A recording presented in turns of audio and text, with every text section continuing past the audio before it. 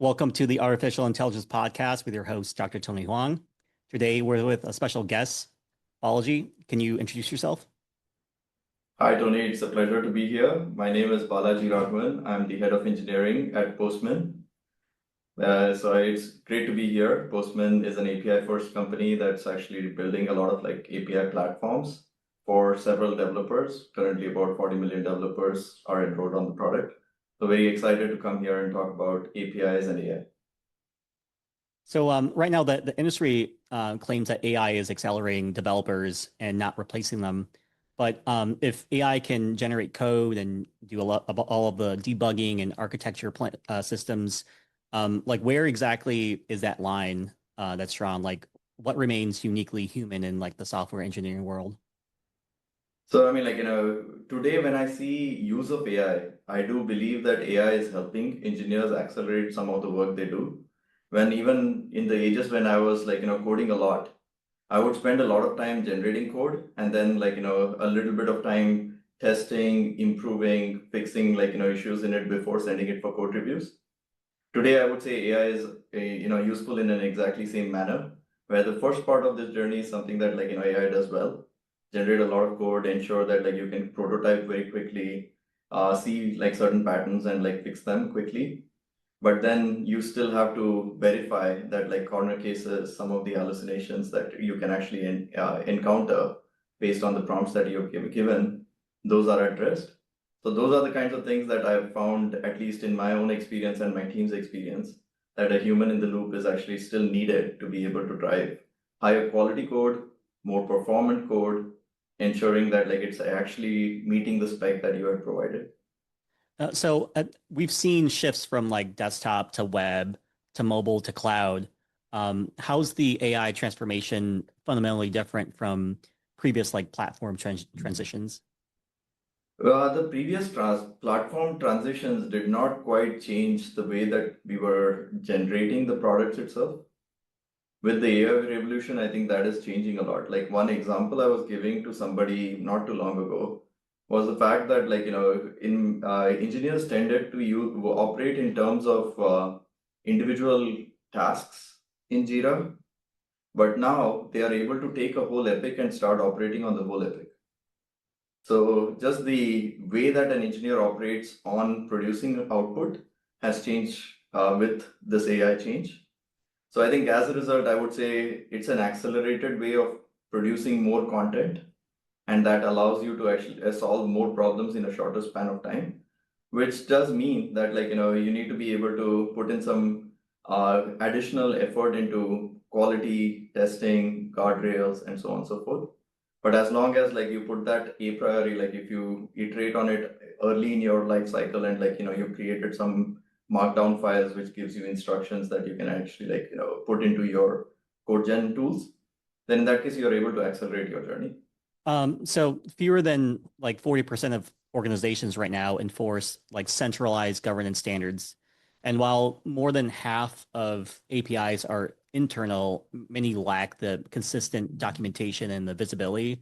Why are large enterprises so unprepared for AI agents consuming their APIs? Actually, it's an interesting point you bring up, which is we did this in our state of the API report as well. We interviewed a lot of organizations, and what we found is while more than 80% of the developers are adopting AI, only 24% of the developers are actually designing APIs with AI and LLMs being the consumer in mind. So as a result, we still rely on a lot of additional tooling with regards to MCP, where you have tool definitions and so on describing the APIs rather than actually being able to rely on the API itself.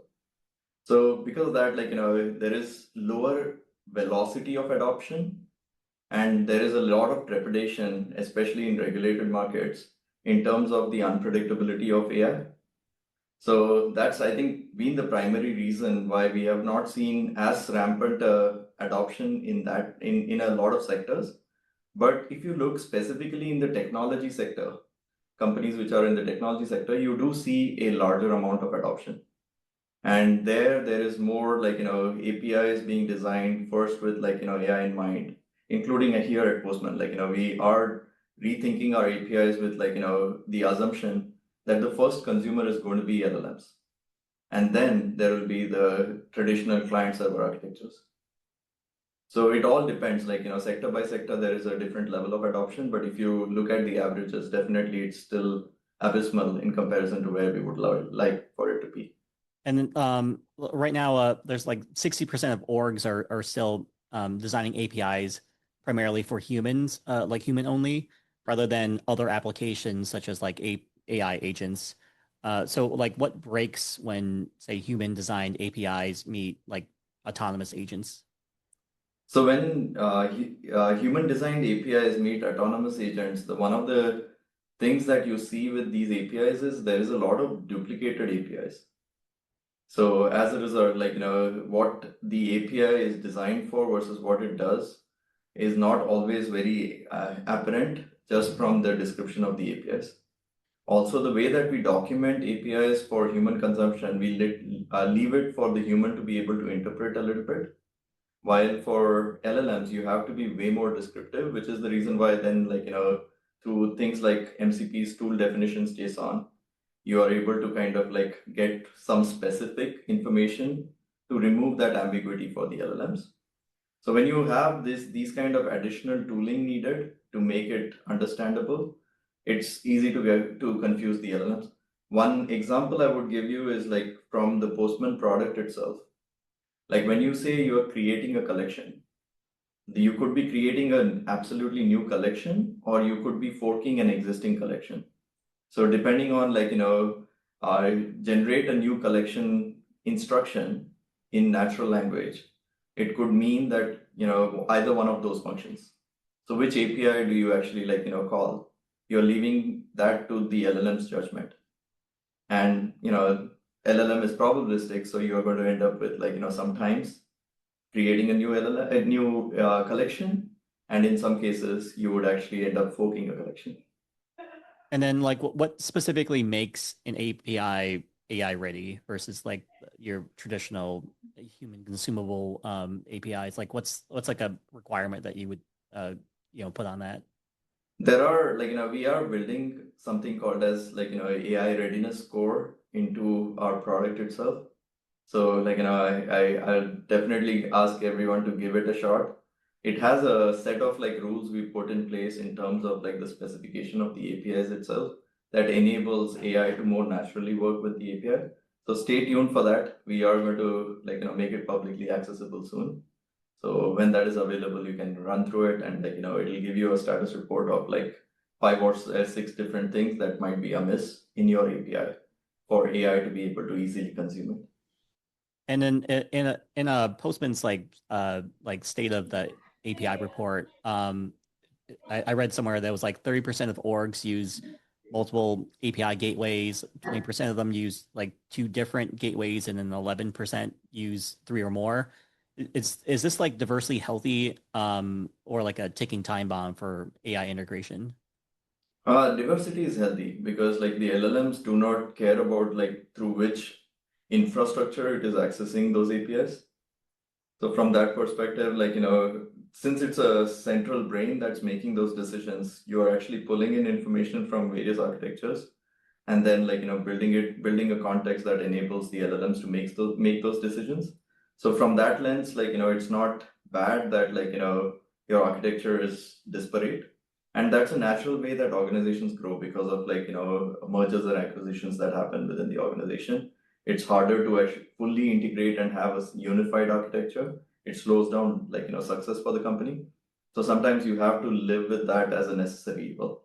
So having the AI evolve with the assumption that the infrastructure could be disparate is the best way to actually ensure that AI will continue to be the solution for solving all these myriad workflows and business flows that need to be solved for. And then additionally, in your report, I read that like 90% of teams struggle with API collaboration, leading to like duplicate works, delays, like poor quality. So if AI is supposed to improve productivity, why are collaboration problems like just getting worse? AI is supposed to solve, so far what we have seen as API collaboration problems is because APIs were always designed for human consumption. And multiple teams within the organizations continue to actually develop APIs with different standards. And so organizations themselves are very complex. So it's a matter of having this unified set of principles by which you are designing your APIs so that AI can actually work across all of them. So when you look at the question you asked, which is API collaboration is hard, and within that universe, you do see that there's a lot of issues caused by documentation gaps. There are a lot of issues that is caused by discovery of APIs. There is a lot of issues caused because you're sharing API artifacts through indirect means rather than directly through code. So if you're actually copy pasting your API into a file and sharing on Confluence. Now the version of API that your consumers are operating on versus what you had published, they might actually go out of sync. So these are the things that make it harder for teams to actually have API collaboration. Now with AI, the intent is make sure everyone's APIs are provide the same set of tools at least within the organization so that everyone's APIs look similar. But it still doesn't resolve many of these other issues around API artifact sharing and other things. So for that, you need the proper tooling. And that's where as a company, Postman is trying to build the right rubric and the right tooling for managing and governing all your APIs through a single pane of glass or per organization, across organizations, with partner organizations and so on. So as we build those tooling, we'll make it easier for LLMs within your process, within your organization, with your partner organization, with for your customers, everybody to be able to kind of interface with those APIs. And with API or AI API calls that have grown year over year, we're seeing that they're going pretty fast at 40%, with some models seeing over a 7x growth. So what happens to the actual infrastructure when this becomes 100x or something like that, or something gigantic? What breaks first? Honestly speaking, the amount of GPU consumption is eventually going to become the bottleneck for how much can be consumed. Today, I would say there is high reliance, especially with companies trying to build agentic AI workflows. There's a high reliance on even deterministic flows moving into a non-deterministic AI-based flow today. And inherently, the AI-based flows today are more expensive to build in comparison to the deterministic flows. So judicious leaders have to actually think about where deterministic flows can be easily built without having to employ AI, and ensure that those are not the use cases they are actually trying to delegate to LLMs. If they do that, then they can manage their costs and at the same time scale AI within the organization. APIs, the way they are designed, if they are designed for AI consumption, the good thing about that is it is still human consumable. Intent should be to actually build it in such a fashion that you're not using abstract names and so on and so forth. You can actually still build it in a way where there is clearly defined nomenclature for the API names, the parameters, and so on and so forth. So that way you would end up with having the same set of APIs usable in both deterministic and non-deterministic flows. So to me, I think I would say AI is making certain things happen at a faster pace. Some things which are deterministic, you don't want AI to actually take over, and focus on managing that expectation within the organization and push with your teams. So right now, half of developers now are citing unauthorized agent access as a top security risk. How can APIs be both discoverable for legitimate AI agents, but also secure from malicious ones? The way that APIs are designed, they are designed with security built into it. The reason why these unauthorized access happens is because of proxy layers like MCP, where you are actually have creating proxy credentials that can access the backends. So if you delegate to proxy credentials to actually access backends, it is higher. The likelihood of having these unauthorized accesses increases. You open the security aperture. So the best way, as a result, many of the organizations are starting to solve that problem despite limitations of the protocol itself, is having the LLMs generate code and execute them with the user's credentials rather than using the proxy credentials. So if you look at most of the companies today, as a result, they are all working around this problem, not by building it into the APIs, because APIs are secure by nature.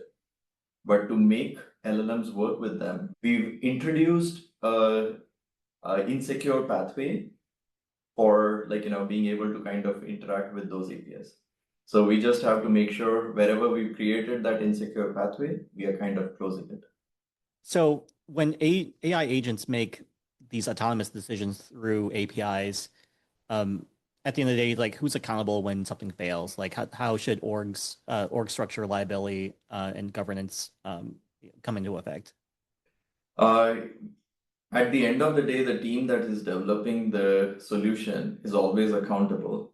Being an engineering leader, I've always held myself and my teams accountable towards the outcome. Even if there's a product manager, there's a business leader, the CEO is present, as org leaders, like engineering leaders who are deciding to actually bring in the AI into the ecosystem. They are accountable for making sure they're thinking about all parameters of responsible AI and put some level of governance around it. The most important aspect of introducing AIs is having a good evaluation set. So whenever you're going to bring in any kind of AI into your product, have the team think about how are they going to evaluate for all sorts of scenarios of inputs and outputs, and have a strong evaluation data set by which they are verifying the AI is not going rogue. And this evaluation set will have to also evolve with usage by the users themselves. So as we see new patterns come in, the data set has to continue to grow and ensure that it's capturing those scenarios as well. And so about 40% of fully API first orgs generate more than like 25% of the total revenue from APIs. This was from the digital CXO source. So how does this economic model change when machines become the primary consumers? When machines become the primary consumers, they're still solving the same set of business problems for the organization. So the feeder, the source is still the APIs. The outcome is still the business outcome for the customers. So it's just the means to the end, which is the software that is actually delivering that value that has changed. Now, just with AI, you can actually create more dynamic answers, which makes it easier for the consumer to navigate through their journey within the product faster. So the experience for the user might change as a result. I would say the things that we would optimize for is if you wanted users to actually come into your product, click on a few things and get out of the product quickly, AI can be an enabler for that. So from the end result perspective, I do think that APIs the contribution of APIs towards the outcome for the business is not going to change as a result. It's just the velocity in which those operations get done that is actually going to change. From the Postman report, it says that 70% of developers are aware of MCP, which to the listeners at home, that's Model Context Protocol, but only 10% are using it regularly. So why do standards consistently fail in the API ecosystem? The protocol, standards actually take time for adoption. In general, whenever a new standard comes about, a lot of people are giving it a shot. There's a lot of prototyping and non-production use cases first getting adoption of that protocol. So this is where, like, when we look at like active adoption of MCP in like, production work, it is likely to be significantly smaller in the first couple of years, after which there will be tooling built for those protocols so that, like, the barrier to entry, the ability to actually like test and all of these components get like resolved. Once those, barrier to entry is dropped a little bit, then it becomes easier for like rapid adoption. So in a similar vein, like, even within Postman, we saw initially like a few engineers starting to work with the MCP protocol. And then, like, some of these engineers went ahead and like built the ability to connect to an MCP server and, play with a few prompts. So as soon as we built it into the product itself, we saw faster adoption of MCP within Postman. So I would expect same thing to happen, exploration of tooling, having like, the ability to navigate through like, visibility of all the tools behind the scenes, creation of the tools becomes easier. Like coding agents are able to help you generate tools based off of APIs more easily. All of these things will enable faster adoption and deployment of MCP across the board. So now with like every major cloud provider offering some form of like API management and also like their own AI platforms, how should enterprises like or like big orgs decide between like building custom solutions versus like adopting platforms? I mean, I'm a big fan of platforms. I've built platforms throughout my career. So I think, like, the advantage of platforms is you're not looking at like different stages as an independent component, but you're seeing the end-to-end life cycle of an API.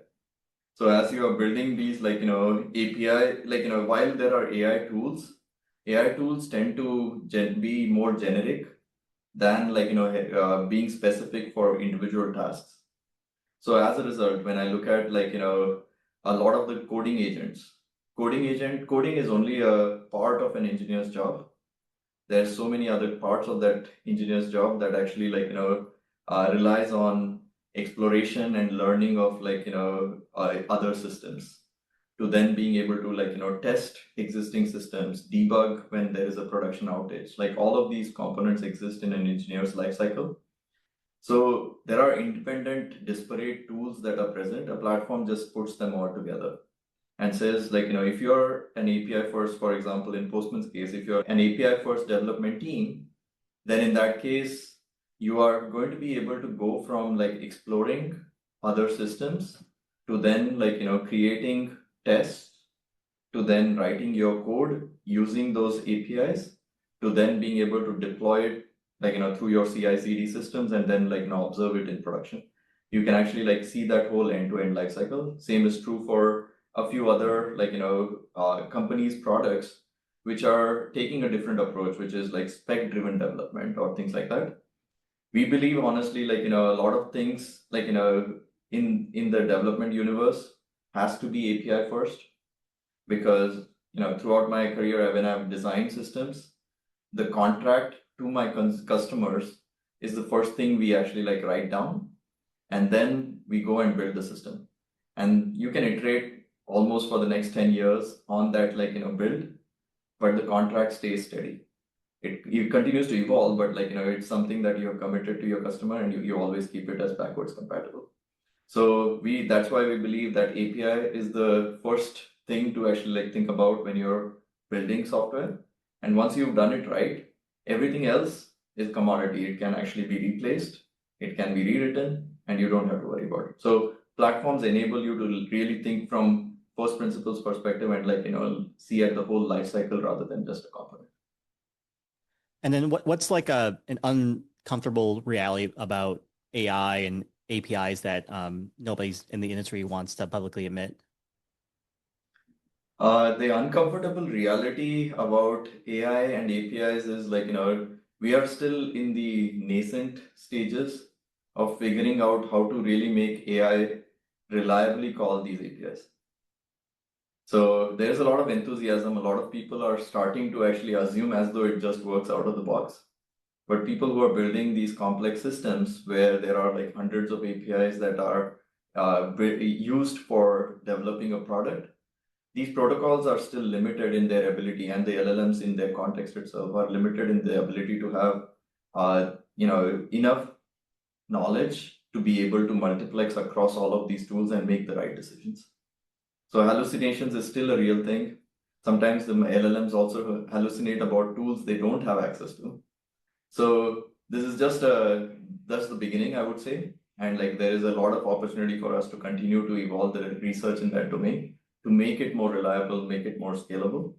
So I like the enthusiasm, but I also, as a pragmatist, always take a view of, what is working, what is not working, bring AI into journeys where there is a little more wiggle room for error, let it mature, find ways to actually make it more predictable through post training using dedicated data sets for certain tasks.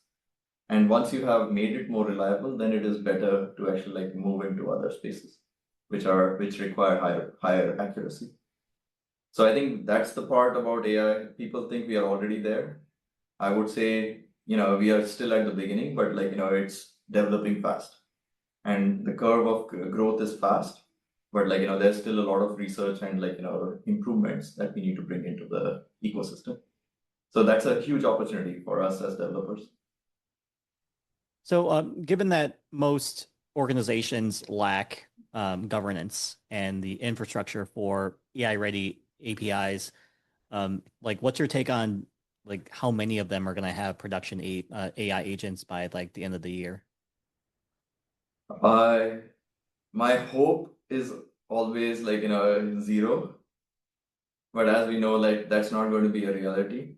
We already see a lot of outages happening because of bad predictions by AI. So we are going to probably see at least one to two public issues happening every month. The adoption of AI, as I mentioned, a lot of people are playing with it, but production system adoption of AI is still relatively low. There are only very certain domains where you see higher adoption. So that's why the numbers are going to be probably in that ballpark. But in the following years, as things get people get more comfortable with it and start getting comfortable with the unpredictability of AI, you might end up seeing an increase in the next couple of years. Cool. And I'll give you one more question, but before we do that, for the viewers at home who want to learn more about Postman, what's a good contact for you? For the folks, definitely visit our website. It's www.postman.com. And over there, if you're more curious about best practices of how to use Postman, you can go to postman.com/postman best practices. We've kind of qualified a few areas which not only help you build good APIs, but also make them ready for AI. So we've kind of documented all of that together to make it easier for people to start getting into the mindset of building good APIs to actually enable their AI journeys. Cool. And then our last question here is, so what happens when an AI agent starts calling other AI agents through APIs? Are we prepared for a cascade effect or some type of infinite loop that might happen? What, in your opinion and experience, what do you think is going to happen? Today already AI agents are invoking other agents. So it's not something in the future. Only, as I mentioned previously, one of the things I do believe is you have to put in constraints on to be able to instruct the agent on when not to invoke an agent. So you have to think ahead on what are the scenarios on which an agent is likely to get confused and potentially invoke an agent that it should not communicate to in a specific scenario. Let's say during a credit card transaction, there is a failure, and then you still go ahead and call the bank's interface to actually execute a transaction. So these kind of scenarios are you can put explicit instructions for the agent to be able to not create a scenario where there are unexpected consequences. So that is where guardrails matter. Thinking about how you instruct your AI matters. So that is happening today. Folks are actually identifying these corner cases, making sure they're actually prompting in the right way, putting that in the context, giving it proper instructions. But agent to agent, when you use generic models, you are likely to continue to see hallucination on tools that you have not provided to the agent at all, or imagining an agent that was a public agent that is available and being able to kind of communicate over the web. So this is likely to happen. This is going to continue to happen. So, organizations have to still rely on infrastructure, gateway limitations and firewalls to prevent some of these things from going and from happening, so that they don't have unforeseen consequences, especially for enterprise use cases. Thanks so much for talking to me about API today. I learned so much. And for the viewers at home who are listening, stay curious.